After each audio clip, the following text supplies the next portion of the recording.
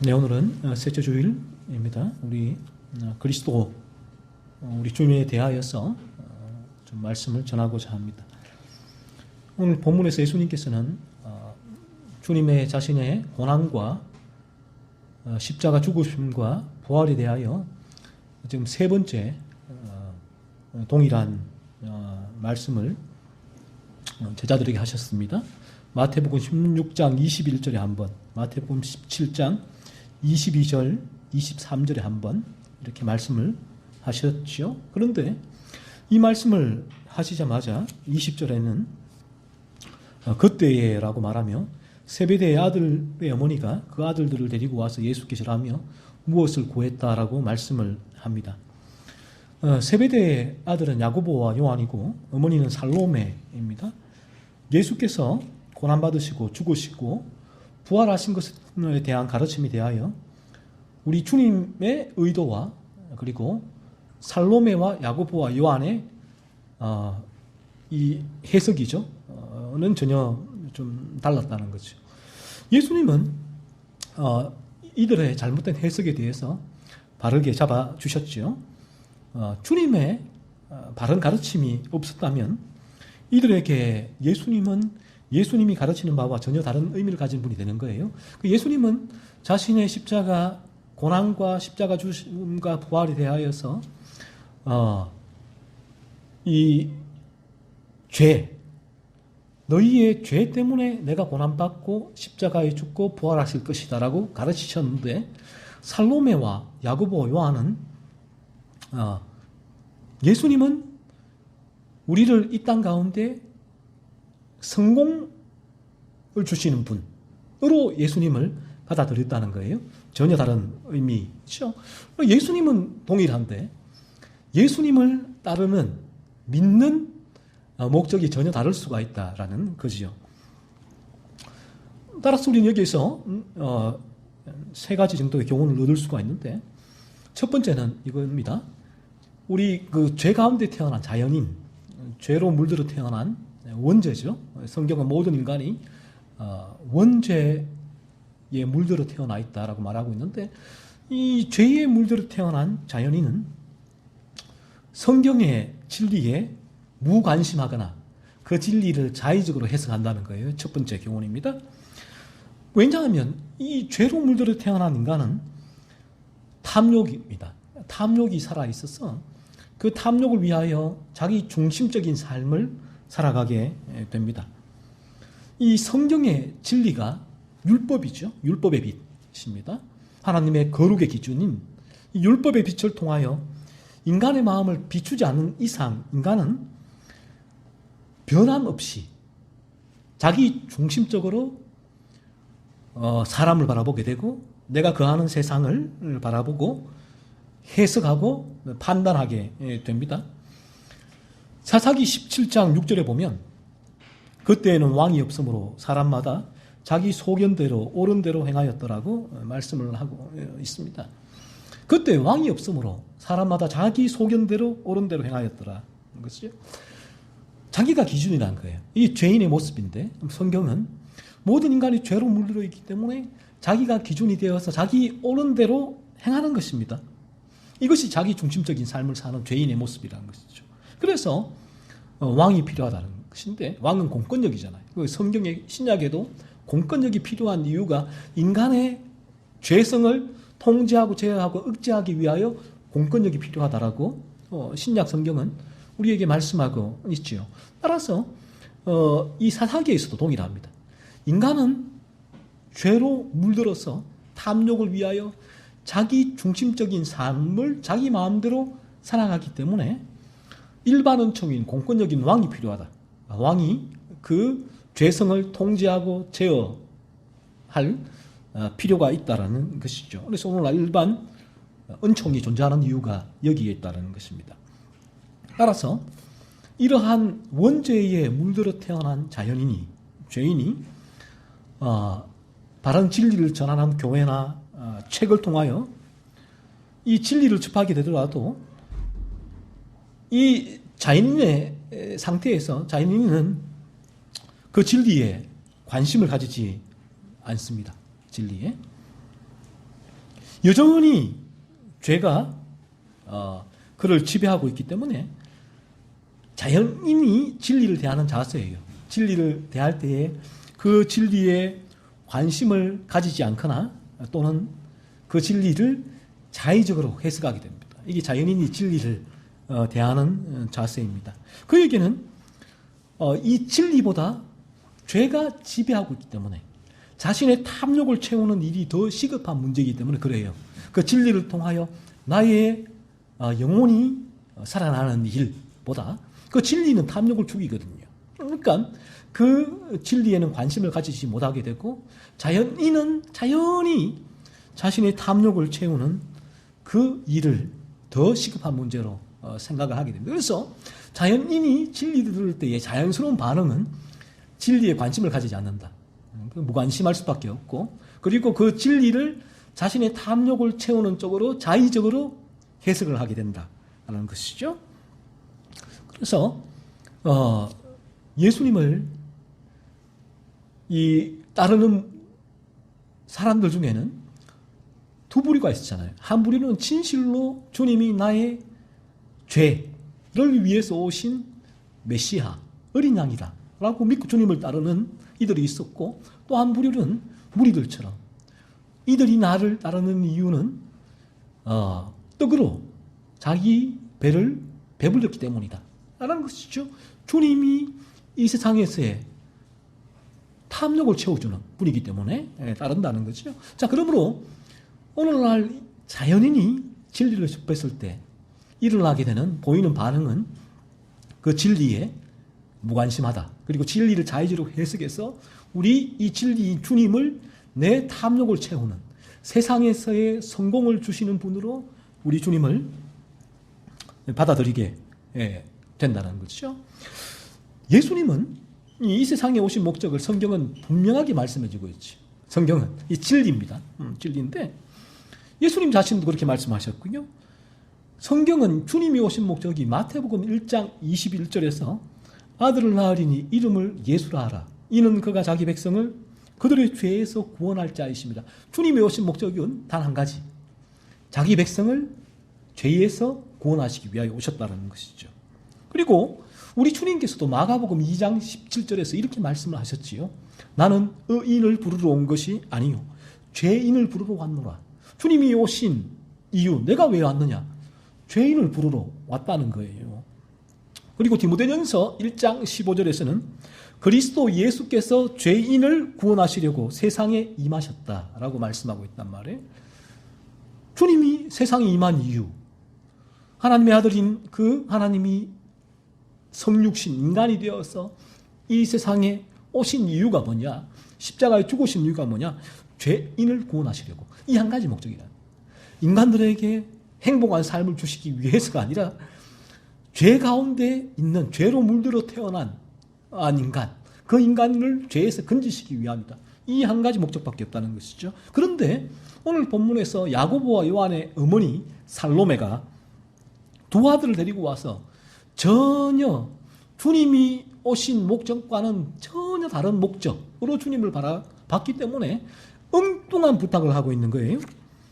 마가복음 10장 35절에서는 이 부분을 야고보와 요한이 직접 나와 구했다라고 기록을 하고 있습니다. 살로메가 아니라 야고보와 요한이 직접 나와 구했다. 그러니까 그 말씀이 이런 거예요.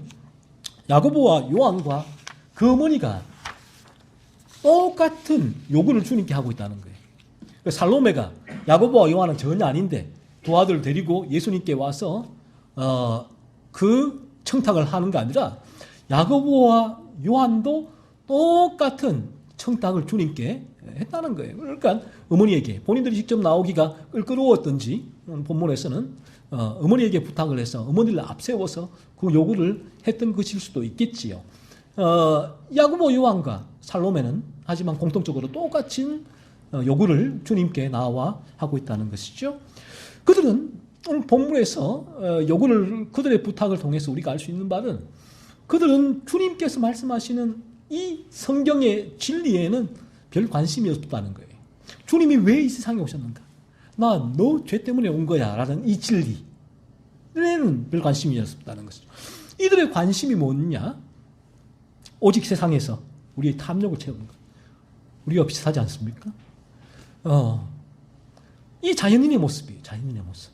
이게 죄에 물든 모든 인간의 모습이기 때문에 오늘 본문의 야고보 요한과 살로메의 모습은 손가락질 우리가 할 것이 아니라 이 모습이 우리 모습이잖아요. 우리의 죄성이고 여기서 나의 원죄를 바라보게 되는 거야. 내가 얼마나 죄에 물들어 있는가. 내가 뭘 달라요. 똑같이. 주님이 다시 살아날 것이다 라고 말을 하니까 이들은 주님이 다시 살아나면 주님이 다스리는 왕국이 이 땅에 오겠구나. 그러면 우리 주님이 이 왕국을 다스리게 되면 그때에 주님의 우편과 좌편에서 한 자리씩 차지해야겠구나. 그래서 부탁을 하는 거예요. 주님이 오실 때, 주님의 왕국이 도래했을 때 저희들 오른편과 외편에 한 자리씩 주님 주십시오 라는 부탁을 살로메가 아들의 부탁을 가지고 나와 한 거예요. 예수님께서는 이 세상에 오신 이유에 대해서 분명히 이렇게 오신 이유를 우리가 말씀을 통해 알 수가 있는데 마태복음 11장 28절에서는 수고하고 무거운 짐진 자들아 다 내게로 오라 라고 말씀하셨단 말이에요. 예수님께서 이 땅에서 성공하고 싶은 사람들아 다 내게로 오라 라고 말씀하지 않으셨단 말이에요. 이 세상에 긍정의 힘을 사용해서 너희들이 생각하는 모든 긍정적인 그 생각이 사고가 이루어 주신 그 나에게 주님께로 내게로 오라라고 하신 적이 없단 말이에요. 예수님이 말씀하신 부분은 수고하고 무거운 짐진 자들이 죄짐이란 말이에요. 죄짐을 진 자들은 다 내게로 오라라고 예수님께서는 말씀하셨죠. 내가 너희를 쉬게 하리라. 내게로 오면 내가 그 죄짐을 벗게 해주시겠다라는 것이죠. 그리고 주님은 마태복음 9장 12절에서 건강한 자에게는 의사가 쓸데없고 병든 자에게라 쓸데있느니라. 건강한 자는 뭡니까? 자신이 이 죽을 병, 죄의 병에 걸려 있지만 그 사실을 모르고 있다는 거예요. 알아채지 못하고 있다는 거죠. 그래서 이 죄의 병을 고쳐주시는 예수님께로 오지 않는 자를 말하는 거예요. 본인이 건강하다고 착각하고 있다는 말이죠. 하지만 이 진리, 율법을 통하여 율법의 빛이 그 마음에 비칠 때에 자신이 죄로 인하여 죽을 병에 걸려 있다고 인간은 비로소 실제로 깨닫게 되는 거죠. 병든 자죠. 이 병든 자는 자신의 죄를 깨닫고 이 죄 때문에 아파하면서 이 죄에서 자신을 건져주시는 유일한 한 분이신 예수님께로 나오게 된단 말이에요. 그리고 오늘 본문 마태복음 20장 28절에서는 주님은 이렇게 말을 합니다. 인자가 온 것은 섬김을 받으려 함이 아니라 도리어 섬기려 하고 자기 목숨을 많은 사람의 대속물로 주려 함이니라 라고 말씀하십니다. 예수님께서 이 세상에 오신 목적은 대속물이다. 대속물은 영어로는 랜섬이라고 해요. 랜섬은 몸값이죠. 몸값. 인질을 잡고 랜섬을 받고 인질을 놓아주는 요 몸값을 랜섬이라고 하는데 우리 주님이 우리의 몸값을 십자가에서 지불하셨다는 거예요. 이 몸값이 뭐예요? 우리 죄 때문에 우리 죄를 대신해서 십자가에서 우리 주님이 랜섬을 지불하셨다는 거예요. 우리를 죄에서 건지시기 위해서. 주님이 지금 이 말을 하시는 것입니다. 주님이 랜섬을 지불하셔서 우리를 이 땅 가운데 가난하게 사는 사람들에게 부를 주고 질병 가운데 있는 자들에게 건강을 주고 원하는 그 소원을 들어주고 그 랜섬을 지불하셨다는 것이 아니라 우리 주님이 하신 말씀의 의미는 이 랜섬은 우리를 죄 가운데 건져주시기 위한 랜섬이다라는 부분이죠. 이처럼 주님이 이 세상에 오신 유일한 목적은 우리를 죄로부터 건지시기 위함이라는 것이죠. 하지만 오늘 야고보 요한과 살로메는 주님이 이 세상에 오신 참된 목적에는 그다지 관심이 없었죠. 주님이 이처럼 바른 진리를 전하였음에도 불구하고 이들은 여전히 이 세상에 관심이 있었습니다. 이들은 자신의 죄에는 무지했고 관심이 없었죠. 죄에는 무지했어요. 자신의 죄에는 전혀 관심이 없었고 따라서 예수님이 자신을 죄에서 건져주시기 위하여 오신 분이 아니라 자신들을 이 세상에서 잘 살 수 있게 하시기 위하여 오신 분으로 받아들인 거예요. 이들의 관심사는 하나님의 나라와 의가 아니었죠. 자신을 죄 가운데에서 건져서 거룩한 나라에서 살아가게 하시는 하나님의 거룩이 이들의 관심사가 아니다. 였다는 것이죠. 주의 나라가 임할 때 주의 우편과 주의 좌편에 한 자리를 달라는 이들의 요구는 무엇을 먹을까, 무엇을 마실까, 무엇을 입을까, 그 요구죠. 그거였습니다. 마태복음 6장 32절에서는 이는 다 이방인들이 구하는 것이라고 말씀하고 있죠. 이방인은 거듭나지 않은 채 죄의 지배 가운데 있는 이들을 가리키는데, 이들의 관심은 이 땅에서의 부유함과 성공이란 거예요. 성경에서 이방인들이 구하는 바는 무엇을 먹을까, 무엇을 마실까, 무엇을 입을까이지, 이들이 하나님의 나라와 의를 구하지를 않는다라고 지금 그 말씀을 하고 있는 것입니다. 따라서 이들이 죄와 거룩에 대하여 일절 관심을 가지지 않는데, 그 이유가 뭐냐 하면 이방인이기 때문에 그러하다는 것이죠. 이방인이기 때문에 그들의 관심사는 오직 자신의 탐욕을 채우는 그 방향으로 움직이게 된다라는 것이죠. 우리도 동일합니다. 바른 진리의 가르침을 받는 것도 하나님의 은혜예요. 이 자리에서 진리 가르침을 받는 것도 하나님의 은혜. 다시 말씀드리면 이 자리에 나오고 또 진리 앞에 설 수 있는 것도 하나님의 은혜이지만, 그리고 그 진리의 빛이 우리 마음에 비치는 것도 하나님의 은혜예요. 하나님의 은혜가 없으면 아무리 진리의 자리에 나와도 진리의 빛이 그 마음에 비칠 수가 없다는 것이죠. 그래서 하지만 그럼에도 불구하고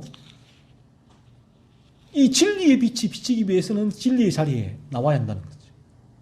진리의 자리에 나오지 않으면 진리의 빛이 비칠 일말의 가능성도 없기 때문에 그런 거예요.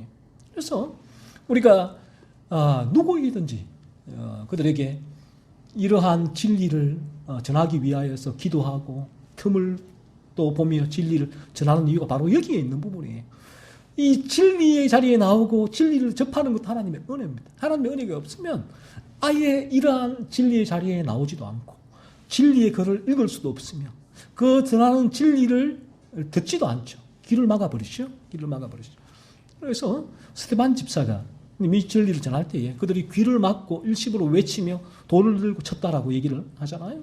그래서 이 진리를 자리에 나와 진리를 들을 수 있는 것도 하나님의 은혜 이다이지만, 하지만 이 진리의 빛이 우리의 마음에 비치는 것도 하나님의 은혜다.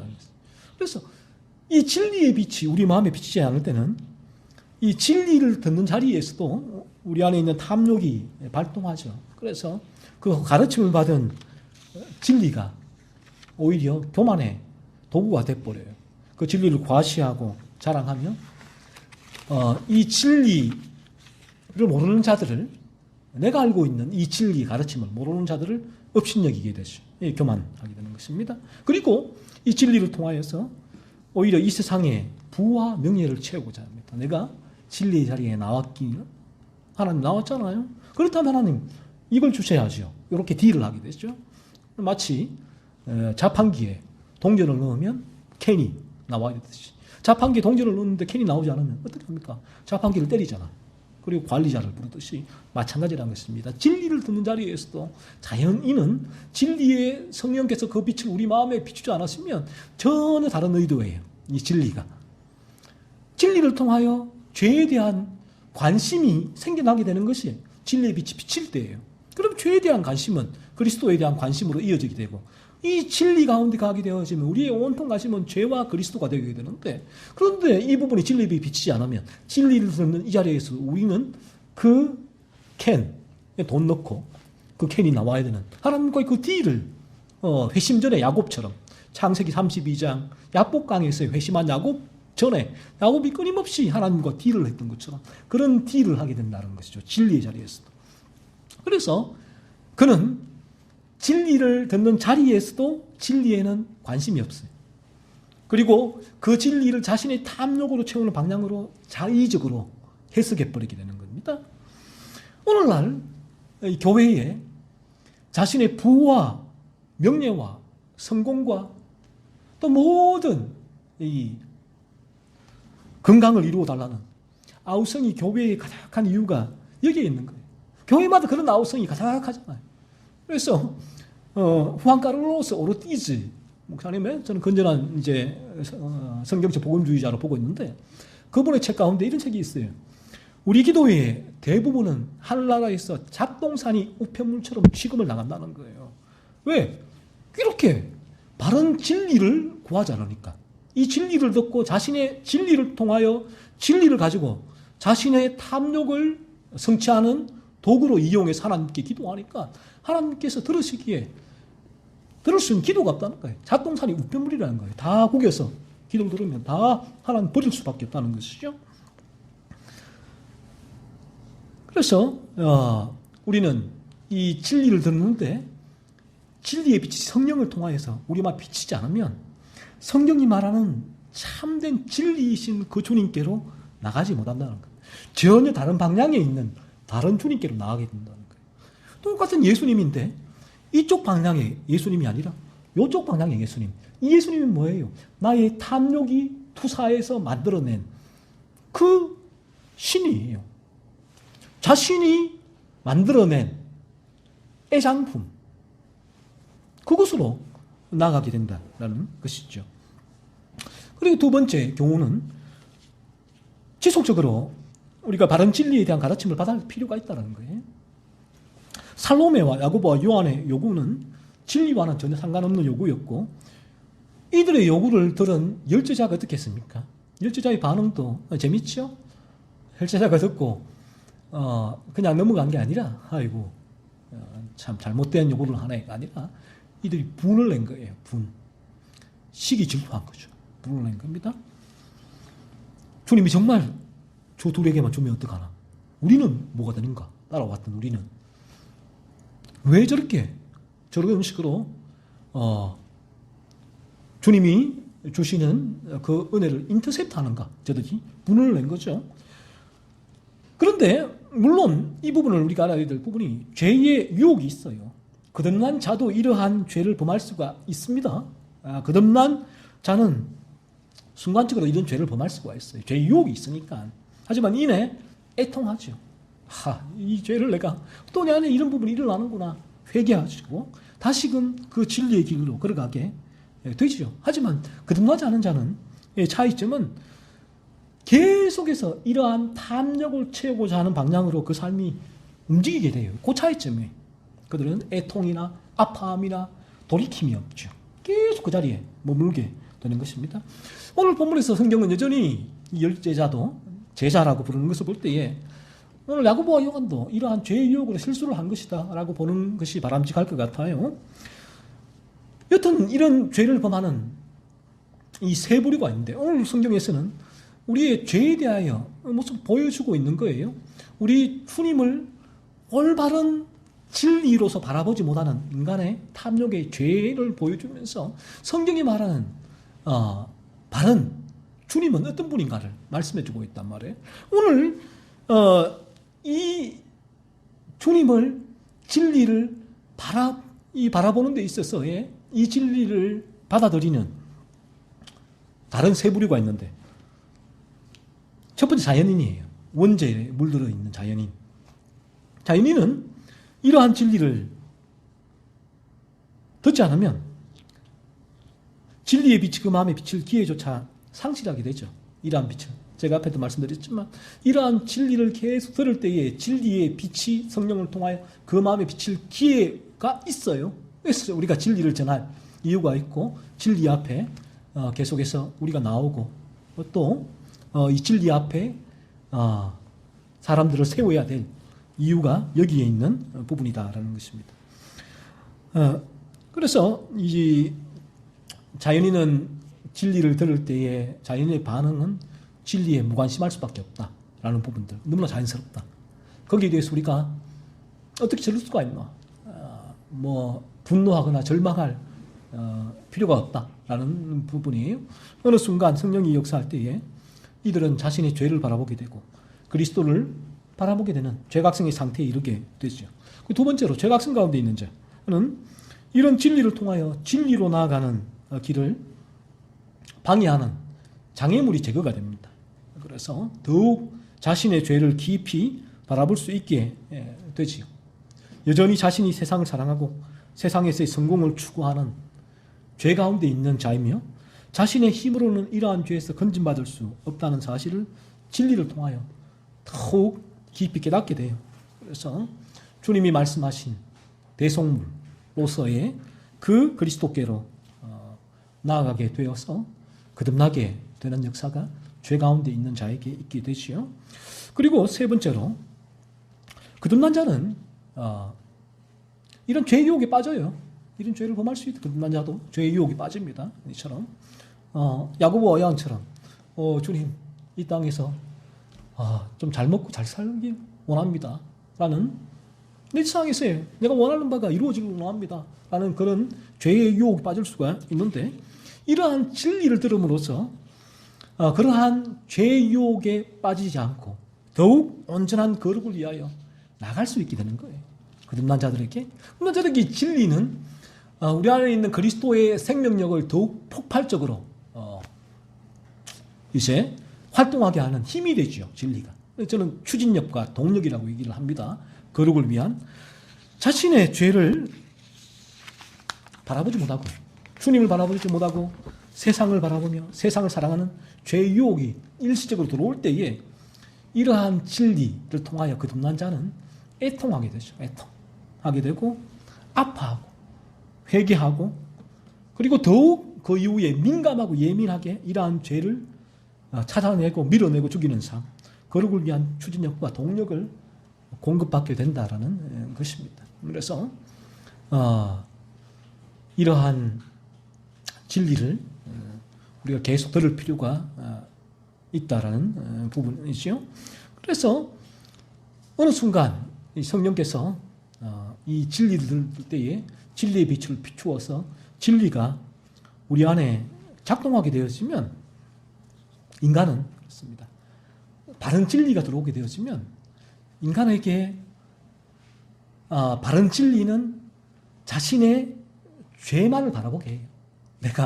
그러니까 그 진리가 들어오기 전에는 인간은 자신의 종교와 도덕과 윤리로서 그러한 자신의 옷을 입히고 그러한 포장지로 그럴싸하게 포장을 해서 늘 거울 앞에 세워놓아요.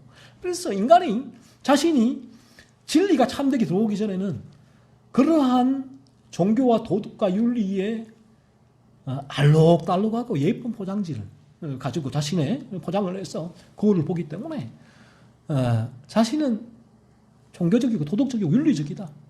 괜찮은 사람이야.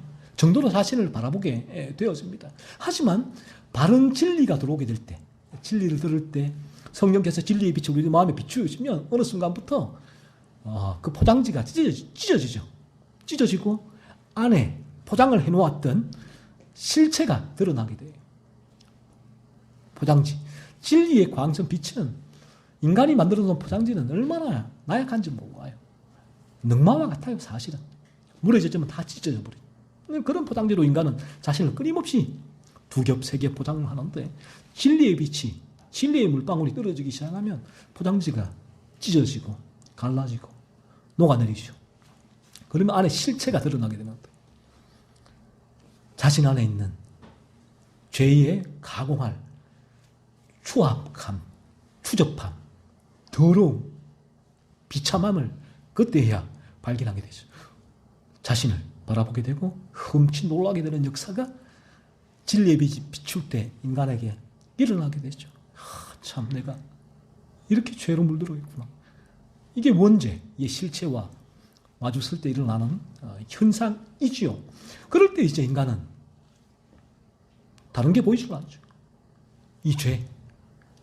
아버지, 제가 어떻게 여기서 벗어날 수 있습니까? 이 죄의 시궁창에서 어떻게 제가 벗어날 수 있습니까? 이 죄의 짬밥통이잖아요. 짬밥. 그 남은 그 밥들을 다 담아놓은 통이 짬밥이잖아. 이 죄의 짬밥통과 같은 나. 이런 시궁창, 온갖 더럽고 악한 추악한 냄새가 나는 이 죄의 짬밥통에서, 시궁창에서 하나님 어떻게 벗어날 수 있습니까? 숨을 쉴 수가 없습니다. What shall I do? 형제여, 우리가 어찌할꼬라는 외침이 비로소 거기서 나와요. 죄의 빛이 비칠 때 인간의 관심은, 그 전까지는 인간은 자신의 탐욕을 위하여 야고보와 요한이 죄의 유혹에 빠지는 것처럼 모든 인간은 죄의 유혹이 아니다. 지속적으로 이 세상에서의 성공을 원하죠. 부와 명예를 원합니다. 인간은 끊임없이 인간을 원해요. 그래서 관심사는 여기에요. 무엇을 먹을까, 무엇을 마실까, 무엇을 입을까, 이는 다 이방인들이 구하는 것이라, 자연인이 구하는 것이라 주님은 말씀하시잖아요. 이렇게 구할 수밖에 없다는 거예요. 그런데 진리의 빛이 비치면 시작하는 순간, 죄가 깨달아지는 순간 그러한 관심이 바뀌어요. 죄를 바라보게 돼요. 이제는 다시 하나는 죄를 바라보게 되죠. 그럼에도 불구하고 죄각성의 단계에서는 그러한 죄를 바라보지만 여전히 죄가 지배하고 있기 때문에 여전히 그 탐욕이 계속 그를 지배하죠. 이 세상에서의 성공, 부, 명예를 이 죄각성의 단계에서도 쫓게 되는데 그 자기는 왜? 죄의 지배 가운데 있으니까 쫓게 되는데 그 마음은 죄를 깨닫게 되니까 그게 죄란 게 알고 그런 삶을 살고 싶지 않은데 현실은 불가능하다. 왜? 인의 본성이 있으니까 양의 탈을 쓰고 싶고 양이 되기를 흠모하지만 본성이 인이니까 자기는 너무 그게 괴로운 거예요. 이 땅에서. 나는 그렇게 살고 싶지 않은데 자연스럽게 그렇게 살게 되니까 여기 이제 죄각성이 돼서 일어난 현상이니까. 그러니까 이렇게 되어지니까 죄각성 가운데 진리의 빛이 비추는 사람들의 관심은 그 마음은 어디가 있습니까? 죄에 있다고요. 죄를 죽이고 거룩해지는 것. 그런데 현실에서는 그게 불가능하니까 여기서 무너지는 거예요. 점점점 무너지게 되고 마침내는 내가 내 힘으로는 불가능하다. 그래서 그는 마침내 랜섬 이것 때문에 몸값을 지불하신 십자가에서 주님께로 나오게 되죠. 그 주님을 바라보게 되죠. 그래서 주님을 바라보게 되죠. 그래서 그에게는 이 주님을 바라보게 되고 주님을 바라보는 그 바라봄이 100%가 되는 지점이 와요.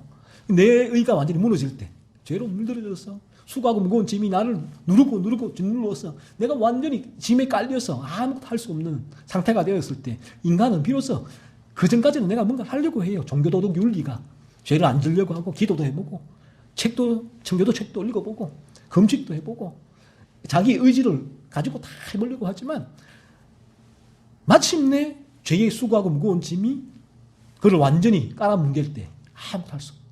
그때 비로소 인간은 100% 그리스도를 바라보게 되죠. 그럼 그리스도가 그 짐에서 끄집어내 주시거든요. 그러면 그때부터 그는 이전에 해결되지 않던 그 죄의 문제가 해결되니까 죄책이 제거되었으니까 죄의 세력이 이 땅에서 그 세력에서 벗어나게 되고 이제는 그 죄가 이상하네. 죽어지네. 죽이는 힘이 생기네. 이 삶이 뭐지? 이 삶이 뭘까? 그런 삶이 그에게 시작이 된다라는 그렇죠. 그러니까 이제 그에게 주님은 어떤 분입니까? 주님은 너무 사랑스럽잖아. 예수를 너희가 보지 못하였으나 사랑하노도다. 믿고 말할 수 없는 영광스러운 즐거움으로 즐거워하니 예수님이 비로소 사랑스러운 존재가 돼요. 아무리 예수 나의 사랑, 예수 나의 신랑 아무리 노래해보세요. 주님이 신랑이 되고 포도나무가 되고 사랑이 되는가? 천만에요. 아무리 노래해도 그에게는 예수님이 나라에 임할 때 좌편과 우편에 한 자리 주시는 분 더 이상 더 이하도 아니다. 하지만 그 참되게 죄에서 그리스도가 건짐을 받는 그 은혜가 이루어질 때 주님을 사랑하지 말라고 해도 사랑할 수밖에 없죠. 왜? 내가 그토록 고통받던 그 죄의 시궁창, 짬밥통 거기에 숨을 쉴 수가 없었는데 거기서 나를 건져주신 분이 주님이신데 거기서 나를 건져서 깨끗하게 씻겨서 그 냄새나고 추접고 더러운 나를 건져서 깨끗하게 씻기셔서 하얀 옷을 입히고 그리고 향수를 뿌려주고 그렇게 존재로 만들어주셨는데 그 주님을 어떻게 사랑하지 않을 수가 있겠습니까? 죄에서 많이 탕감받은 자가 나를 더 사랑한다는 게 바로 그 말씀이에요. 그러니까 사도 바울이 내가 죄인 중에 개수라고 거듭난 이후에도 그런 고백을 진실로 할 수밖에 없는 이유가 여기에 있는 거예요. 죄인 중에 개수. 똑같잖아요. 나도 죄인 중에 개수라는 거예요. 이런 내가 누구를 정죄해요? 이 자리에서. 거듭났다고 거듭나지 않은 자를 정죄할 수 있습니까? 천만에요. 불가능해요. 왜? 여전히 나는 죄의 유혹이 있기 때문에. 내 힘으로는 아무것도 할 수 없기에. 이러한 상태에서도 나를 죄의 지배에서 건져서 죄를 죽이는 삶을 살게 하시는 분이 주님이기 때문에 나는 지금도 그 주님을 바라보지 않고는 살아갈 수 없기 때문에 그래서 주님을 사랑하게 되는 것이죠. 그래서 이러한 그리스도를 죄와 그리스도 성경이 말하는 그 진리를 비로소 바라볼 수 있게 된다라는 것이에요. 그러므로 우리 주님은 우리를 이러한 죄에서 건지시기 위해 오셨다. 이 자리에 나온 여러분 모두가 이 주님께로 나가야 된다. 그래서 이 주님께로 내가 나가고 싶다고 해서 나가는 것은 나의 결심이죠. 의지. 이 부분을 결심의 중생이라고 해요. 피니식의 중생론. 인간이 결심해서 나아갈 수 있는. 하지만 우리의 결심으로는 이러한 주님께로 절대 나갈 수 없습니다. 인간이 결심하면 나가는 주님은 우리에게 이 땅에서의 행복과 번영, 성공을 주는 그 주님 밖에 안 돼. 천국도 마찬가지. 그렇게 되는 거예요. 하지만 정말 이 진리의 빛이 내 마음에 들어와서 내 죄를 보게 하시고 그 죄에서 내가 벗어나기 위하여서 몸부림치다가 마침내 무너지고 좌절했을 때 주님께 나갈 수밖에 없고, 그래서 주님께 나갔게 되었을 때 그 주님이 대속물, 십자가에서 대속물로서 오신 그 주님을 전적으로 의지하게 되었을 때 우리는, 여기 주님은 이 땅에서 나에게 어떤 어려움이 와도 어떤 고난이 와도 no problem. 내게는 그 주님밖에 없고, 그리고 천국이 사모된 거예요. 그 전까지는 천국 갈래? 싫어요.